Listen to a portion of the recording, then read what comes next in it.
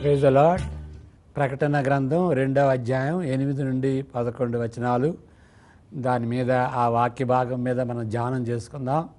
దేవుడు ఈ యొక్క సంఘానికి స్మరణ సంఘానికి ఇచ్చినటువంటి సందేశం గురించి మనం ధ్యానించుకుందాం.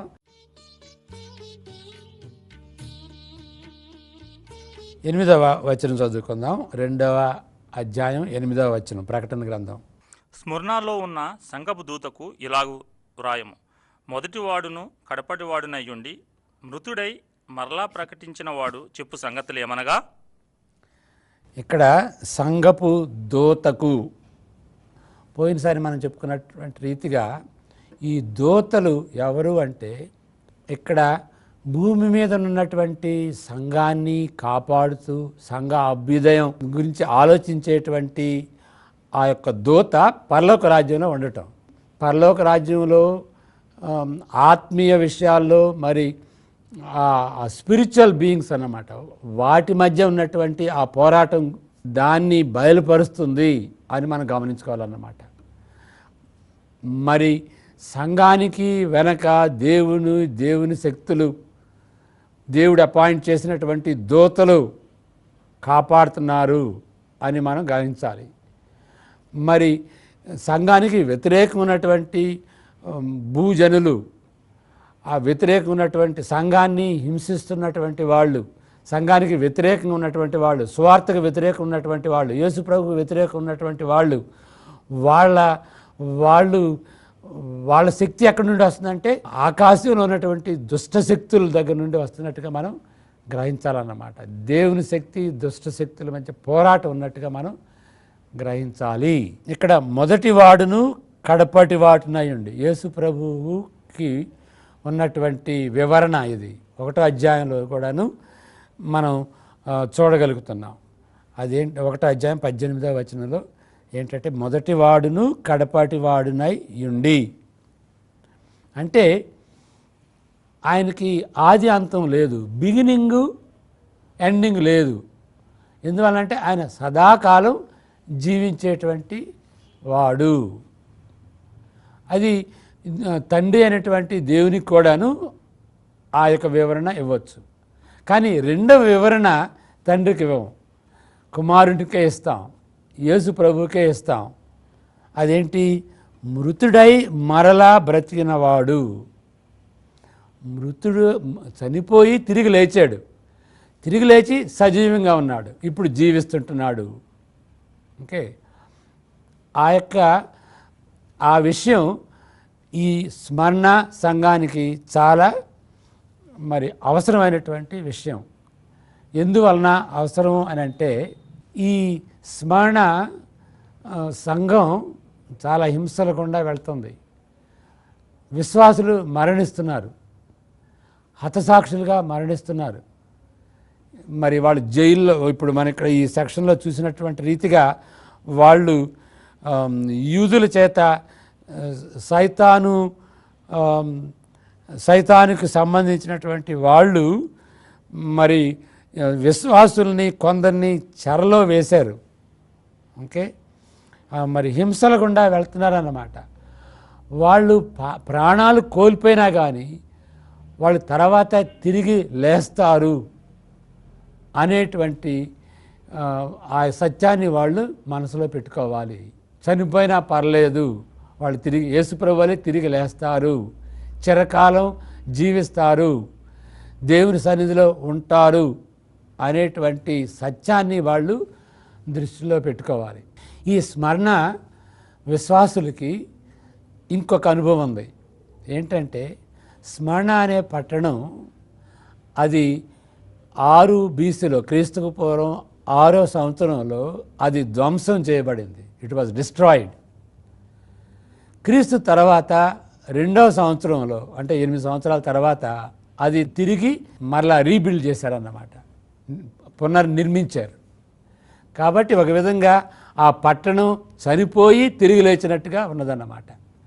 కాబట్టి దాన్ని దృష్టిలో పెట్టుకుని యేసు ప్రభు తన గురించి ఏం చెప్తున్నాడంటే, చనిపోయి తిరిగి లేచేటువంటి వాడు, చిరకాలం జీవించి ఉన్నటువంటి వాడు అని విశ్వాసులు గమనించవలసిందిగా ఈ మాటలు చెబుతున్నాడు. 9వ వచనం, నీ శ్రమను దరిద్రతను నేను ఎరుగుదును, అయినను నీవు ధనవంతుడవే. తాము యూదులమని చెప్పుకొనుచు యూదులు కాక సాతాను సమాజపు వారి వలన నీకు కలుగు దూషణ నేను ఎరుగుదును. నీవు పొందబోవు శ్రమలకు భయపడకుము. ఇప్పుడు భయపడవద్దు, శ్రమలకు భయపడవద్దు. అప్పుడు వెళుతున్న పరిస్థితులైనా సరే, తర్వాత రాబోయేటువంటి పరిస్థితులైనా సరే, ఆ శ్రమలకు నీకు భయపడవద్దు. ఈ శ్రమలు ఎట్లా వచ్చినాయి? ఈ శ్రమలు యూదుల ద్వారా వచ్చినాయి, ఓకే అని మనం గ్రహించాలి ఇక్కడ. మరి నీ శ్రమలు, నీ దరిద్రత, శ్రమలు దరిద్రత నేను ఎరుగుదును అంటాడు. మరి వాళ్ళు శ్రమ పడుతున్నా కానీ వాళ్ళు దరిద్రులు అయినప్పటికీ, పేదవాళ్ళు అయినప్పటికీ, ఇక్కడ మనం ఏం చదువుతున్నాం? ఆయన దృష్టిలో ధనవంతులు. చూడండి, లవదీయక సంఘానికి రివర్స్. వాళ్ళు ధనికులైనప్పటికీ దేవుని దృష్టిలో మీరు దరిద్రులు అంటారు. ఇక్కడైతే రివర్స్ చేశాడనమాట. మీరు దరిద్రులైనప్పటికీ నా దృష్టిలో మీరు ధనవంతులు. ఇప్పుడు పేదవాళ్ళు ఎవరు, ధనికులు ఎవరు అనేది ఎప్పుడు కూడాను రూపాయల్లో, ఓకే, ఈ ఆర్థిక ధనాన్ని బట్టి మనం ఎవాల్యుయేట్ చేయకూడదు. వేరే విధంగా కూడాను మనం ఎవాల్యుయేట్ చేయాలి. ముఖ్యమైనటువంటి వాల్యుయేషన్ ఏంటంటే దేవుడు ఏ విధంగా తలస్తుంటున్నాడు. పేదవాళ్ళైనప్పటికీ దేవుని దృష్టిలో ధనికులు. ఓకే, మరి లోకాసు వార్తలో, యాకోబు పత్రికలో కూడాను ఈ సత్యాలు మనం చూస్తాం. పేదవాడైనప్పుడు వాడు సంతోషించాలి. ఎందువలన? యేసుక్రీస్తులో ఎంతో ధననిధి ఉందని గ్రహించుని సంతోషించాలి. ధనికులు కూడాను, విశ్వాసులైనటువంటి ధనికులు కూడాను సంతోషించాలి. వాళ్ళు ఎందుకు సంతోషించాలి? వాళ్ళు ఎందుకు సంతోషించాలంటే ఈ లోకంలో ఉన్నటువంటి ఐశ్వర్యం, వాళ్ళకు ఉన్నటువంటి ఆ యొక్క ధనం అది కేవలం టెంపరీ, తాత్కాలికంగా ఉండేదే. దేవునిలో ఉన్నటువంటి ధనం, దేవునిలో ఉన్నటువంటి ఐశ్వర్యం అది నిత్యంగా ఉంటుంది అని ఈ ధనికులు, విశ్వాసులుగా ఉన్నటువంటి ధనికులు ఆ సత్యాన్ని గ్రహించుకున్నారు కాబట్టి వాళ్ళు సంతోషించాలి. ఓకే, మరి లోకాసు వార్తలో మనం యేసుప్రభు చెప్పినటువంటి ఉపమానాల్లో ఒక సత్యం ఏంటంటే, ఈ లోకంలో ఉన్నటువంటి వాటిని బట్టి సంతోషించకుండా మరి పరలోక రాజ్యంలో ఏ విధంగా డిపాజిట్ చేసుకుంటున్నాం, పరలోక రాజ్య బ్యాంకులో ఏ విధంగా డిపాజిట్ చేసుకుంటున్నామో అది ముఖ్యం అని అంటాడు. ఓకే, ఇప్పుడు మనకున్నటువంటి ఈ భూలోకంలో ఉన్నటువంటి ధనాన్ని ఏ విధంగా వాడుకోవాలి అంటే నిత్యత్వానికి ఏ విధంగా దోహదపడుతుంది, నిత్యత్వానికి, రక్షణకి, ప్రజలకి రక్షణ ఇవ్వటానికి మనకున్నటువంటి డబ్బును ఏ విధంగా వాడుకుంటున్నాం, ఆ విధంగా దేవుడు ఇవాల్యుయేట్ చేస్తాడన్నమాట. ధనం ఉండటంలో తప్పేం లేదు, ఐశ్వర్యం ఉండటంలో తప్పేం లేదు, కానీ ఈ ధనాన్ని నిత్యత్వం కొరకు వాడుకోవాలి అని లోకాసు వార్తలో యేసుప్రభు చెబుతాడన్నమాట. చివరిసారిగా ఏంటంటే మనం పరలోక రాజ్యంలో నిత్యంగా జీవించేటువంటి పరిస్థితికి వెళ్ళినప్పుడు అక్కడ మనం ఏమైనా డిపాజిట్ ఉన్నదా లేదా అని మనం గ్రహించుకోవాలి. దేవుని దృష్టిలో మనం ధనికులమా లేదా అని గ్రహించుకోవాలన్నమాట. కాబట్టి వాళ్ళు దరిద్రులైనప్పటికీ ఈ యొక్క విశ్వాసులు, స్మరణలో ఉన్నటువంటి విశ్వాసులు దేవుని దృష్టిలో ధనికులుగా ఉన్నారు. అది మంచి లెసన్ అండి మన అందరికీ కూడాను. ఓకే, నిత్యత్వానికి మనం చేసేటువంటి పనులు కానీ, మనకున్నటువంటి ధనం కానీ, మనకున్నటువంటి తలాంతులు కానీ నిత్యత్వం కోసం మనం పాటుపడుతున్నామా లేదా? ఆ దృష్టి లేకుండా కొంతమంది ప్రార్థన చేయమంటారు. ప్రార్థన అంటే మన అవసరతల కొరకు, ఆర్థిక పరిస్థితులు ఈ విధంగా ఉన్నాయి, మా కుటుంబం సంగతి ఈ విధంగా ఉన్నది, అనారోగ్య పరిస్థితుల్లో ఉన్నాం, ప్రార్థన చేయండి అంటారు. అది మంచిదే, ప్రార్థన చేయాలి. మన అవసరతల నిమిత్తం ఎక్కడికి వెళ్ళాలి? దేవుని దగ్గరికి వెళ్ళకుండా ఎక్కడికి వెళ్ళాలి? దాని గురించి ప్రార్థన చేయాలి. కానీ అంతటితో మనం ఆగకూడదు. నిత్యత్వంలో ఉండేటువంటి జీవితం కొరకు మనం ఆశ కలిగి ఉండాలన్నమాట. దాన్ని దృష్టిలో పెట్టుకోవాలి. నేనండి ఆత్మీయ జీవితంలో ఎదగాలి, పరిశుద్ధతలో ఎదగాలి, దేవుని ఎడల భయభక్తిలో ఎదగాలి, నాకున్నటువంటి తలాంతుల్ని రక్షణలో ఎదిగేటట్టుగా ప్రార్థన చేయండి అనేటువంటి వాళ్ళు తక్కువ అన్నమాట. ప్రకటన గ్రంథంలో ఉన్నటువంటి నిజమైనటువంటి సత్యం ఏంటంటే, నిత్యత్వంగా ఉండే వాటిని వెతుకు. ఈ లోకంలో ఉన్నటువంటి వాటికి నేను వెతుకుతూ ఉంటే ప్రకటన గ్రంథంలో ఉండేటువంటి ఆదరణ సందేశం ఏమి లేదు దేవుని దగ్గర నుండి. నిత్యత్వాన్ని వెతికేటువంటి వాళ్ళు ఈ లోకంలో ఉన్నటువంటి ఆస్తిపాస్తులు పోగొట్టుకున్నా, వాళ్ళకున్నటువంటి జీవితం పోగొట్టుకున్నా, మరణించినా కానీ నిత్యత్వం ఉన్నది అనేటువంటి ఐడియాతో వాళ్ళు జీవించేటట్లయితే వాళ్ళు డిసప్పాయింట్ కారు. ఆ విధంగా మనం ఆలోచించాలి అని ప్రకటన గ్రంథం మనల్ని హెచ్చరిస్తుందన్నమాట. అలాంటి వాళ్ళు నిత్యత్వాన్ని దృష్టిలో పెట్టుకుని జీవించేటువంటి వాళ్ళు దేవుని దృష్టిలో వాళ్ళు ధనికులు. మరి అదే వచనంలో తాము యూదులమని చెప్పుకొనుచు యూదులు కాక సాతాను సమాజపు వారి వలన నీకు కలుగు దూషణ నేను ఎరుగుదును. ఇక్కడ దేవునికి అన్నీ తెలుసు. మనం వెళ్ళేటువంటి శ్రమలు, మన మీద వచ్చేటువంటి నిందలు, దూషణ ఆయనకి తెలుసు. ఇక్కడ మొదటి శతాబ్దంలో ఉన్నటువంటి క్రైస్తవులకి వేదనలు, శ్రమలు ఎట్లా వచ్చినాయి? యూదుల ద్వారా వచ్చినాయి. మరి యూదుల ద్వారా వచ్చినాయి కాబట్టి కొంతమంది ఏమంటారంటే అది రోమియోల ద్వారా వచ్చింది కాదు, ఈ శ్రమలు యూదుల ద్వారా వచ్చినాయి. రోమియోల ద్వారా వచ్చింది. తర్వాత 90, 70, 80, 90 ఆ సంవత్సరాల్లో వచ్చింది. మరి యూదుల ద్వారా వచ్చినటువంటి శ్రమలు 60s వచ్చినాయి.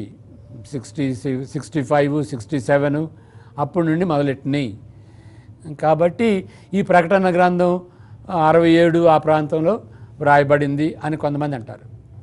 కానీ ఎక్కువ మంది స్కాలర్స్ లేదు 95 ఆ ప్రాంతంలో వ్రాయబడింది. ఎందుకంటే ఈ యొక్క శ్రమలు యూదుల ద్వారా వచ్చినాయి. కానీ యూదులు క్రైస్తవ విశ్వాసుల్ని రోమీలకు పట్టించారు. వాళ్ళు ఏమన్నారంటే ఈ క్రైస్తవులు మాలో భాగం కాదు, యూదుల్లో భాగం కాదు. యూదుల కంటే సర్టన్ ప్రివిలేజెస్ ఉన్నాయి. అవేంటంటే వాళ్ళు విగ్రహాలని ఆరాధించిన అవసరం లేదు, రోమా చక్రవర్తిని పూజించిన అవసరం లేదు, ఆయనకి సాంబ్రాణి అర్పించిన అవసరం లేదు, ఆయన దేవుడని మొక్కన అవసరం లేదు అని యూదులకి కొంచెం స్పెషల్ ప్రివిలేజ్ ఇచ్చారు. మిగిలిన వాళ్ళందరూ చక్రవర్తి దేవుడు అని పూజించాలి, యూదులకి ఆ ఎగ్జామ్షన్ ఇచ్చారు. మరి యూదులతో పాటు క్రైస్తవులు కూడా ఆ ఎగ్జామ్షన్ ఉంది.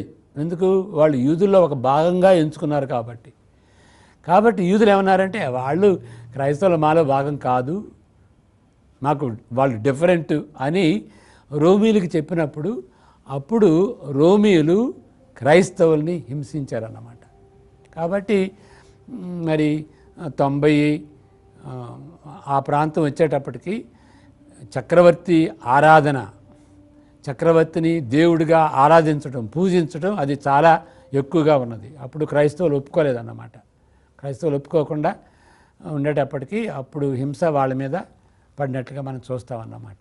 ఇక్కడ వ్యభిచారం, క్రైస్తవులు వ్యభిచారం చేశారు అంటే ఈ చక్రవర్తిని ఆరాధించారు అని అర్థం అన్నమాట. వ్యభిచరించలేదు అని అంటే ఆ ఆరాధన.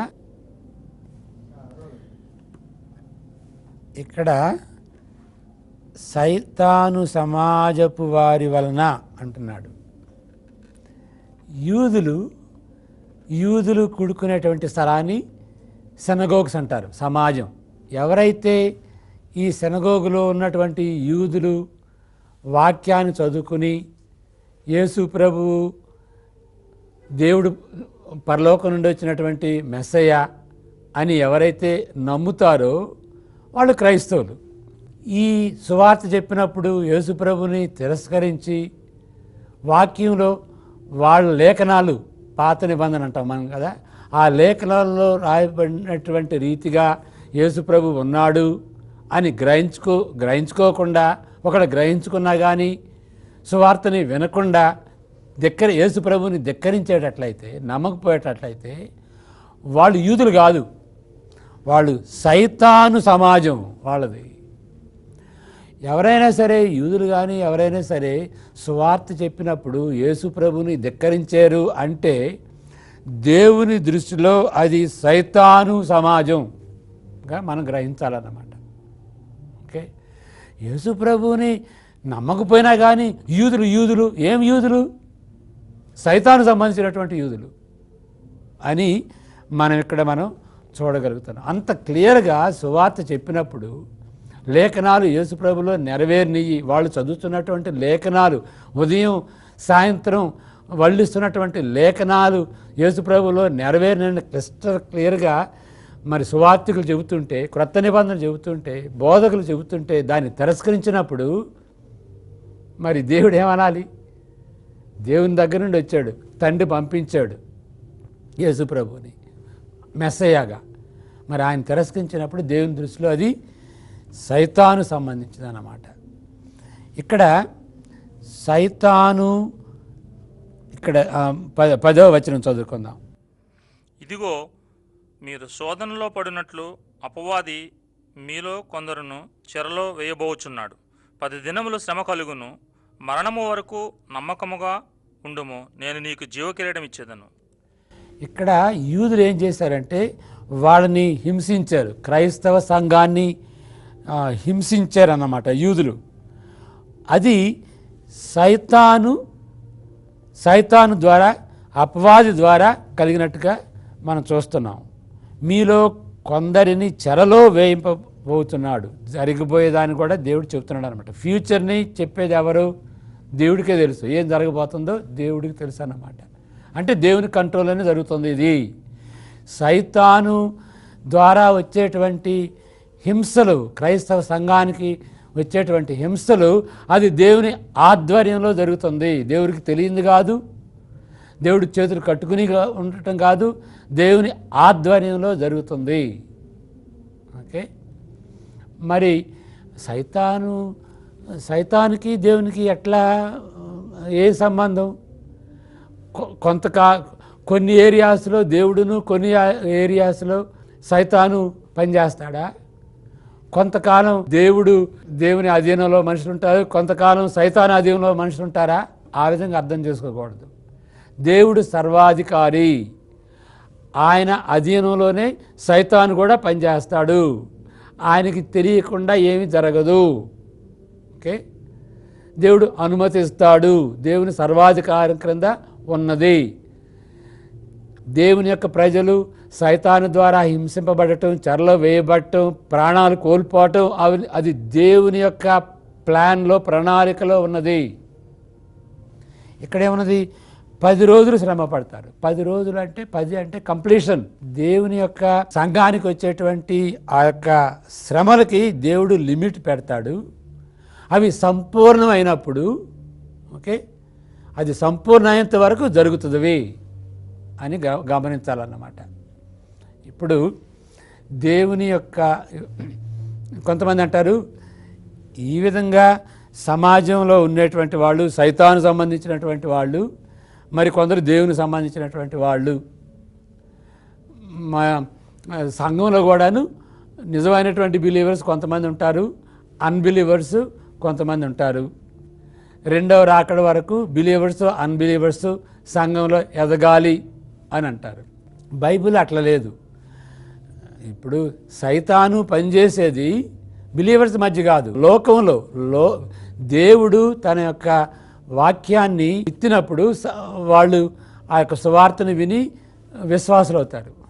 సైతాను ఏం చేస్తుంది? లోకంలో ఆయన విత్తనాలు, ఓకే, దాన్ని వీడ్స్ అంటారన్నమాట. ఆ కలుపు అంటాం కదా, ఆ కలుపు విత్తనాలని సైతాను నాటుద్ది. ప్రపంచంలో కలుపు ఎదుగుతుంది, ఆ సంఘస్థులు ఎదుగుతూ ఉంటారన్నమాట. చివరి దినం వచ్చేటప్పటికి ఈ రెండు ఎదుగుతూ ఉంటాయి. క్రైస్తవులు ఎదుగుతూ ఉంటారు, సువార్త ఎదుగుతూ ఉంటుంది, సంఘం ఎదుగుతూ ఉంటుంది. మరి దుష్టశక్తుల నుండి వచ్చేటువంటి ఆ యొక్క శ్రమలు, ఇబ్బందులు ఆ రెండు ఎదుగుతూ ఉంటాయి అన్నమాట. అంతేగాని ఈ దేవుని రాజ్యం ఎదుగుతున్నప్పుడు, సువార్త ఎదిగినప్పుడు శ్రమలు తక్కువవుతాయి అని అనటానికి వీల్లేదు. యేసుప్రభు వచ్చేంత వరకు దేవుని రాజ్యం, సంఘం ఎదుగుతూ ఉంటుంది. దానికి వచ్చేటువంటి అపోజిషను అది కూడా ఎదుగుతుంది. ఈ రెండు పొలారిటీ అన్నమాట, రెండు ఎదుగుతూ ఉంటవి అని మనం గ్రహించుకోవాలి. రెండవ రాకడ సమయంలో దుష్టశక్తులు ఎక్కువ పనిచేయటమే కాదు, దేవుడు కూడా ఎక్కువ పనిచేస్తాడు. ఎక్కువ మంది క్రైస్తవులు అవుతూ ఉంటారు, దేవుని యొక్క వాక్యం విరివిగా వెళ్తూ ఉంటుంది. మరి గత 100-150 సంవత్సరాల్లో అనేక మంది సువార్త విని రక్షణ పొందారు, విశ్వాసులు అయ్యారు. ఈ 150 సంవత్సరాల్లో కూడాను అంతకుముందు లేనటువంటి 18 శతాబ్దాల్లో మరణించినటువంటి, హతసాక్షులుగా మరణించినటువంటి వాళ్ళు ఈ గత 150 సంవత్సరాల్లో మరణించారన్నమాట. దాని అర్థం ఏంటి? దేవుని యొక్క సంఘం ముందుకు వెళ్తుంది, దేవుని సంఘాన్ని వ్యతిరేకించి దేవుని సంఘాన్ని హింసించేటువంటి వాళ్ళు కూడాను ముందుకు వెళతారు. They go side by side అని మనం గ్రహించుకోవాలి. అయితే నమ్మకంగా ఉండండి, ధైర్యంగా ఉండండి అని దేవుడు ప్రోత్సహిస్తున్నాడు. మీరు శ్రమలు పడతారు, అది నా ఆధ్వర్యంలో, నా ప్లాన్లో ఉన్నది. కొందరిని నేను అప్పగించాను, కొంతమందిని మరణానికి అప్పగించాను, మీరు ధైర్యంగా ఉండండి. మరణమైనా సరే అది జీవంతో లెక్క. ఎందువలన? 3 కారణాలు ఉన్నాయి. ఒకటేంటంటే, ఇక్కడ మరణం వరకు విశ్వాసులు యేసు ప్రభుని ప్రేమించాలి. ఆ ప్రేమ ఎంతవరకు అంటే మరణం వరకు. ఇక మరణం వరకు ప్రేమించడం, అంతవరకు ప్రేమించడం అన్నమాట. అంతవరకు ప్రేమించండి, మరణమైనా సరే ప్రేమించండి, మరణం వరకు ప్రేమించండి. యేసు ప్రభు కూడాను ఆ విధంగా ప్రేమించాడు కాబట్టి ఆ విధంగా ఆయన్ని ప్రేమించటం దట్ ఈజ్ ఓన్లీ అప్రాప్రియేట్, అది యుక్తమైంది. ఇప్పుడు యోహాను సువార్త 13లో కూడా ఉంటుంది కదా, he loved them till the end. ఈ శిష్యుల్ని ఆయన ఎంతవరకు ప్రేమించాడంటే అంతవరకు ప్రేమించాడు. అంతవరకు ప్రేమిస్తూ ఆయన వాళ్ళ పాదాలు కడిగాడు అన్నమాట. అదేవిధంగా మనం కూడా అంతవరకు ప్రేమించాలి. అంతవరకు యేసు ప్రభు ప్రేమించి ఆయన ఏ విధంగా మరణించాడో సిలువలో, అదే రీతిగా మనం కూడా ఆయన్ని ప్రేమించి ఆ ప్రేమ ఎంతవరకు అంటే మరణం వరకు మనం ఆయన్ని ప్రేమించాలన్నమాట. ఆ విధంగా మరి ఈ సాక్షులు, హతసాక్షులు వారి యొక్క ప్రేమని వ్యక్తపరుస్తున్నారు. రెండవ కారణం ఏంటంటే, అక్కడ నీకు జీవ కిరీటం ఇచ్చేదను. జీవ కిరీటం అంటే నిత్య జీవం, నీకు నిత్య జీవం ఇస్తాను. అదే మన అందరి నిరీక్షణ. విశ్వాసులు దేవునితో సదాకాలం జీవిస్తారు. అందరికీ, కొంతమందికే కాదు జీవ కిరీటం ఇచ్చేది. విశ్వాసులు అందరూ కూడాను నిత్య జీవంలో పాలు పొందుతారు. జీవ కిరీటం అంటే అర్థం అది. మూడవ కారణం ఏంటంటే 11వ వచనంలో ఉంటుంది, సంఘములతో ఆత్మ చెప్పు మాట చెవిగలవాడు వినుగాక, జయించువాడు రెండవ మరణం వలనయే హానియు చెందడు. రెండవ మరణం, 2 మరణాలు ఉన్నాయి. ఒకటి ఫిజికల్ మరణం, భౌతికంగా మనం చనిపోతాం, అందరూ చనిపోవాల్సిందే, విశ్వాసులు అవిశ్వాసులు అందరూ చనిపోవాల్సిందే. కానీ రెండవ మరణం అనేది ఉన్నది, అది దేవుని యొక్క ఉగ్రత, నరకంలోకి వెళ్ళటం. ఎప్పుడు సదాకాలం అలాంటి పరిస్థితుల్లో నరకంలో ఉండటం అన్నమాట. దాన్ని రెండవ మరణం అంటారు. యేసు ప్రభువుని విశ్వసించినటువంటి వాళ్ళు నిత్యంగా జీవిస్తారు, రెండవ మరణానికి పాత్రులు కాదు అనేటువంటి విషయం అన్నమాట. కాబట్టి విశ్వాసులు మరణానికి భయపడకుండా యేసు ప్రభుని ప్రేమిస్తూ మరణించినా సరే పర్లేదు, ఎందుకంటే తిరిగి జీవిస్తారు, జీవ కిరీటం పొందుతారు, రెండవ మరణంలో వాళ్ళు పాలు పొందరు అనేటువంటి ఒక సత్యాన్ని దృష్టిలో పెట్టుకుని వారు క్రైస్తవ జీవితాన్ని వాళ్ళు జీవించాలి. ఇక్కడ చెవిగలవాడు వినుగాక, ఇది సంఘానికి ఇచ్చిందే కాదు, ఒక్కొక్క ఇండివిజువల్గా వ్యక్తిగతంగా యేసుప్రభు చెబుతున్నటువంటి సందేశం. చెవిగలవాడు వినుగాక. సంఘం ఎట్లా ఉన్నా సరే, సంఘస్థులు కొంతమంది వాళ్ళు యేసు ప్రభువుని మరి వదిలిపెట్టవచ్చు, యేసు ప్రభు ఎట్ల విశ్వాసాన్ని కోల్పోవచ్చు. కానీ మీ వ్యక్తిగతంగా మీ సంగతి ఏంటి? యేసు ప్రభు కోసం శ్రమపడతారా? మరి యేసు ప్రభు కోసం నిలబడతారా?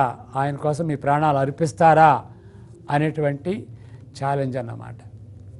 మరి మన దేశంలో ఎలాంటి పరిస్థితులు రాబోతున్నామో మనకు తెలియదు. ఏ పరిస్థితులకైనా సరే మనం నిలబడాలి, దృఢంగా మన విశ్వాసంలో నిలబడాలి. మరణానికైనా సరే మనం వెనుతీయకూడదు. కొంతమందినే దేవుడు అప్పగిస్తాడు. ఇది దేవుని యొక్క సర్వాధికారం క్రింద, దేవుని యొక్క ప్రణాళిక క్రింద నడుస్తున్నది అని మనం గ్రహించుకుని మన జీవితాలని దేవునికి అంకితం చేసుకోవాలి. మనం ప్రార్థన చేసుకుందాం. పరిశుద్ధుడైనటువంటి మా దేవ, యేసు ప్రభు పేరట మీ సన్నిధికి వస్తుంటున్నాం. ఇక్కడ స్మరణలో ఉన్నటువంటి ఆ యొక్క విశ్వాసులు సాక్షులుగా ఉండి చెరలో వేయబడి ఎన్నో శ్రమలు పొంది మరి సైతాను సమాజం క్రింద వాళ్ళు ఎన్నో ఒత్తిడిలో వెళ్ళి ఉంటున్నారు ప్రభువా. మా దేశంలో ఉన్నటువంటి పరిస్థితులను మీకు అప్పగించుకుంటున్నాం ప్రభువా. మీరు సర్వాధికారివి, మీ యొక్క అనుమతి లేకుండా ఏది జరగదు. హింసించేటువంటి వాళ్ళైనా సరే, హింసించరానటువంటి వాళ్ళైనా సరే, అందరూ కూడాను మీ యొక్క అధికారంలో ఉండి ఉంటున్నారు. అందువలన మీకు వందనాలు చెల్లించుకుంటున్నాం. మా దేశ నాయకుల గురించి ప్రార్థిస్తుంటున్నాం. అందరూ కూడాను నిత్యత్వాన్ని దృష్టిలో పెట్టుకొని వారు భూమి మీద జీవించేటువంటి ఆ యొక్క స్వల్ప కాల జీవితాన్ని గడపటానికి ప్రభువా ఆ యొక్క అవగాహన, ఆ యొక్క జ్ఞానం అనుగ్రహించవలసిందిగా వేడుకుంటూ మా జీవితాలను మీకు అంకితం చేసుకుంటూ మా ప్రభువును రక్షకుడైనటువంటి యేసుక్రీస్తు పరిశుద్ధ నామమున ప్రార్థిస్తుంటున్నాం తండ్రి. ఆమేన్.